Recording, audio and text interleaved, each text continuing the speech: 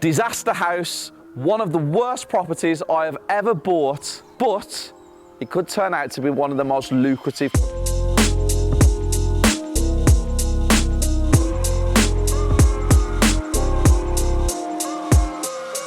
It was a disaster because of the state of the house and the way it was when I purchased it.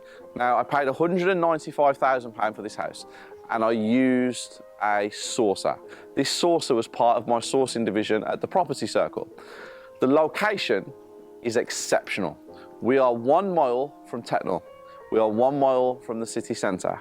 We have universities, we have hospitals, we have train stations.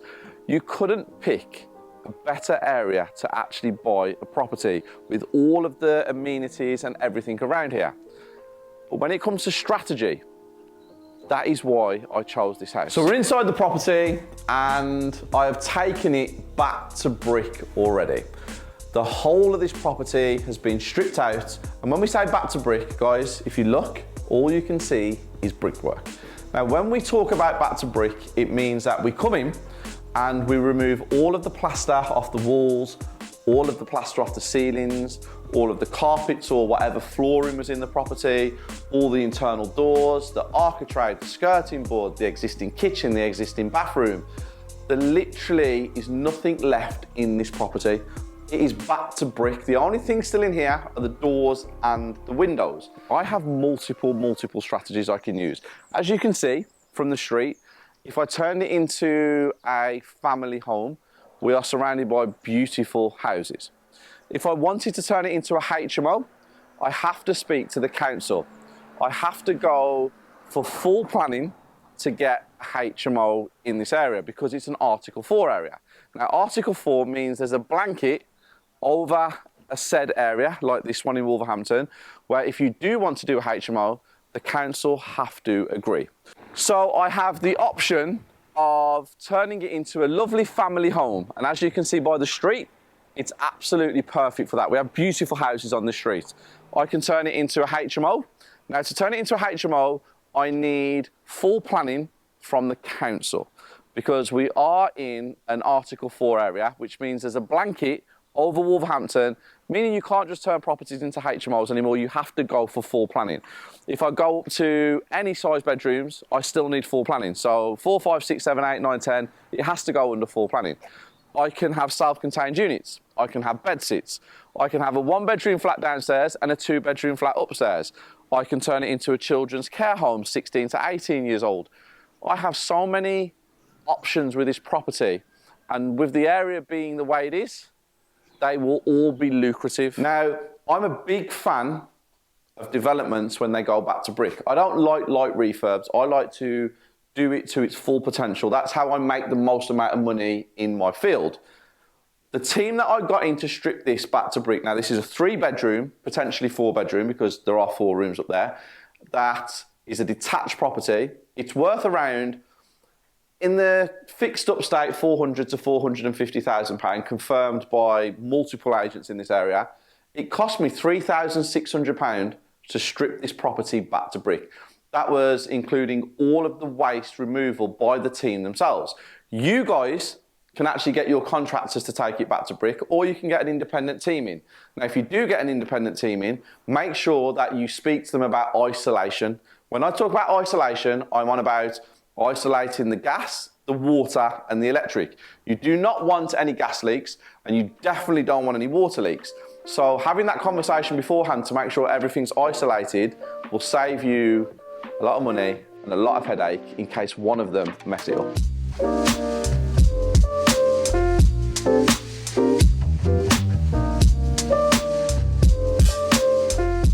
Now, this is one of the options if I converted it into a house. I have multiple options, like I said, outside, but let me talk you through this. First and foremost, your architect is part of your power team. They are people that will help you. You don't need to know everything. Your architect and your power team should be able to help you learn, help educate you. Any questions you've got, ask them. They're there to help. Now, my architect comes into a property, I give him a couple of ideas of what I want, and then he goes off and he creates drawings based on the size of the property. He lets me know how many self-contained units I can have, how many flats I can have, how I can do certain things. I know, but he's there measuring it all up and making sure that my ideas are correct and how it can work. Now here, if we turn it back into a house, he has given me 3 options. So upstairs, we have 3 bedrooms with 2 en-suites. Well, all of that one has 3 en-suites. So 3 bedrooms, 3 en-suites. This one is 3 bedrooms with 1 ensuite and 1 master bathroom. And this one is 3 bedrooms with 1 master bathroom and an ensuite in a different place. Now, 3 options, all upstairs. Some of them are good, some of them are bad. The 3 ensuites, for me, are not good because all 3 ensuites have showers. Now, if this is a family home, you might need a bath because if there's children below a certain age, you can't put them in the shower, they need a bath. So you have to be thinking all the time as a property developer. My favorite one here is this one, which is bedroom 1 has an ensuite with a master bathroom in the middle and then 2 other bedrooms. That's my favorite option. It doesn't mean I'm turning it back into a house. It just means I have options. And then downstairs, I have the living room here at the front, and then where this wall is no longer, there will be a new wall installed, and we have the dining room and the kitchen downstairs across the back. But here they put a bathroom downstairs. I don't like that. I want it as a utility. If I was going to pick this option, again, we have a similar kind of layout, just change a little bit different, but it's all about options. What options do I have and how do I make the most money? So upstairs, you've just seen the drawings. Now this is bedroom 1. And if you look here, this is where an ensuite will be created. This chimney breast will be knocked out. We'll come back to that shortly. And this will be bedroom 1 with an ensuite. But we also have the option of bedroom 1 on this side and ensuite on this side. You can already see the layout of the ensuite that will be there because the existing wood that we've took the plasterboards off is still here at the moment. So that's all being replaced or knocked out, depending on what I do. But let's go back to this. This is a chimney breast. I don't like chimney breasts. Why? I like my rooms to be square. I'm not a fan of these as feature walls. I've tried it, don't like it. My team keep telling me to keep trying it again. I cannot get my head around chimney breast. Now, to remove chimney breast, you need a structural engineer. This forms another part of your power team. Now, a structural engineer's job is to come in and talk about removing walls and chimney breast. So if you come around this way, you can see that this chimney breast I want removed, and this wall here could potentially be removed as well.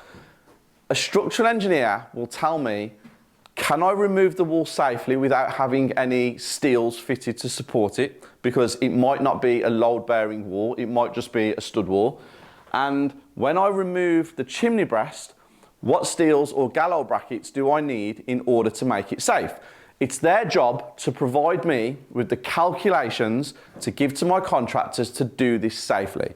Once all that's been done, I will then have a building inspector come in, sign it off, give me the correct paperwork to say it's all been done above board and no responsibility is on me because it's all been signed off and the calculations have been done by the correct people. To get a structural engineer, speak to your architects because they work hand in hand. It's always good to have an architect that can tell you what structural engineer they work with because it makes life so much easier. Going back to Disaster House, as you can see, we have so many cracks in the walls. This is a huge one. And then if you come around here, you can see lots of brickwork missing. You can see more cracks in the walls. Disaster. Is it structural? Is it a problem? No. I've had the right people in. They've told me there's no issues, there's no subsidence, there's no movement. You're good. It's not as big as a disaster as we first thought it was going to be.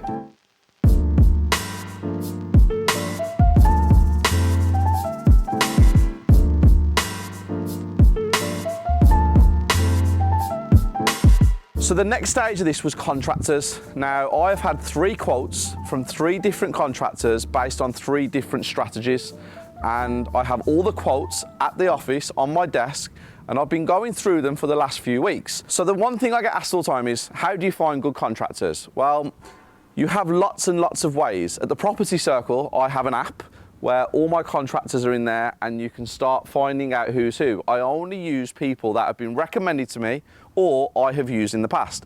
So all 3 contractors that I've quoted for this, they've all worked for me previously. Great contractors are not as hard to find as people make out because you only hear about the bad contractors. For every 1 bad contractor, there's 100 good ones. So don't get put off by these stories of bad contractors everywhere. When you go to a restaurant and you have food and you have a great meal, you don't go home and write a TripAdvisor report on it. If you go to a restaurant and you have a bad meal, you start telling everybody, you start bad-mouthing it. That's how we work in the UK. A lot of negativity, but there's hundreds of great contractors out there. You just need to find them.